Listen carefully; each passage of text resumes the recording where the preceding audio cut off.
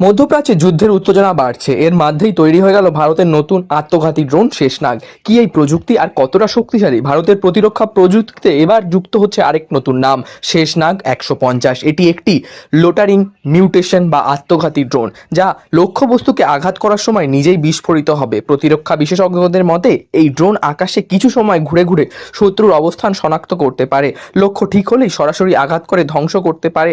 এই ড্রোন ছোট্ট আকার হলেও এর আঘাত অত্যন্ত নির্ভুল।